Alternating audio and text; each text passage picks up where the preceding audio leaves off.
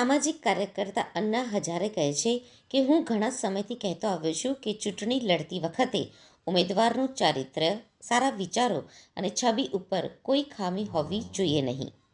પરંતુ તેઓ એ સમજી શક્યા નહીં. તેઓ દારૂ અને પૈસામાં ફસાઈ ગયા. અરવિંદ કેજરીવાલની છબી તેમના કારણે ખરાબ થઈ ગઈ છે અને તેથી જ તેમને ચૂંટણીમાં ઓછા મત મળી રહ્યા છે. લોકોએ જોયું છે કે તે ચારિત્ર્ય વિશે વાત કરે છે પણ દારૂમાં સામેલ થઈ જાય છે. રાજકારણમાં આરોપો લગાવવામાં આવે છે. વ્યક્તિએ સાબિત કરવું પડે છે કે તે દોષિત નથી. સત્ય સત્ય જ રહેશે. જ્યારે એક બેઠક યોજાઈ ત્યારે મેં નક્કી કર્યું કે હું પાર્ટીનો ભાગ નહીં રહું અને હું તે દિવસથી જ દૂર રહ્યો છું. અન્ના હજારેએ કહ્યું કે આજે હું એક વાત કહેવા માંગુ છું કે શરૂઆતમાં અરવિંદ મારી સાથે આવ્યા હતા. તે દરમિયાન તેમના ઈરાદા સ્પષ્ટ હતા. તેમણે સામાજિક અને રાષ્ટ્રીય દ્રષ્ટિકોણથી વિચાર્યું. તેથી જ મને લાગ્યું કે તે એક સારા કાર્યકર છે. પરંતુ જ્યારે મને ખબર પડી કે તે સ્વાર્થી છે ત્યારે મેં તેને છોડી દીધો. અન્ના હજારેએ કહ્યું કે હવે તેઓ એ દારૂની વાત કરી રહ્યા છે જેના માટે અમે આંદોલન કર્યું હતું. હું તમામ લોકોને અપીલ કરીશ કે મત આપવા માટે કોઈની પાસેથી પૈસા ન લો અને વિચારીને જ પોતાનો નેતા પસંદ કરે. જનતાએ આજે કેજરીવાલને અરીસો બતાવી દીધો છે. मैं पहले से बताता हूँ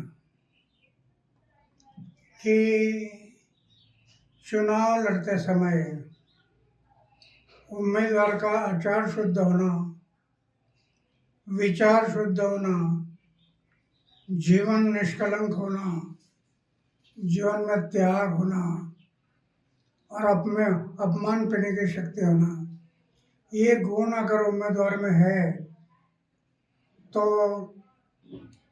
मतदारों को विश्वास आता है ये हमारे लिए कुछ करने वाला है.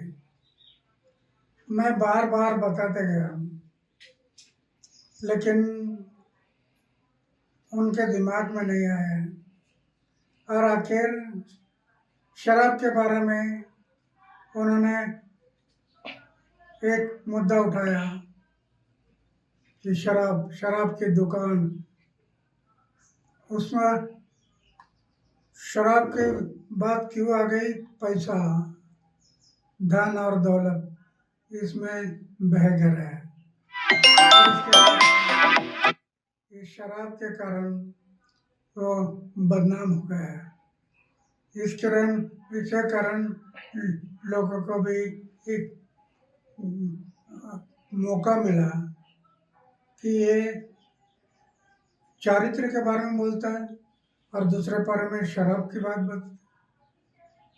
मैं पहले से बताया है आचार को शुद्ध रखो, विचार को शुद्ध रखो. वो उनके दिमाग में नहीं रहा और उसके कारण आज वो इलेक्शन में हार गए. कम वोटिंग हुई है.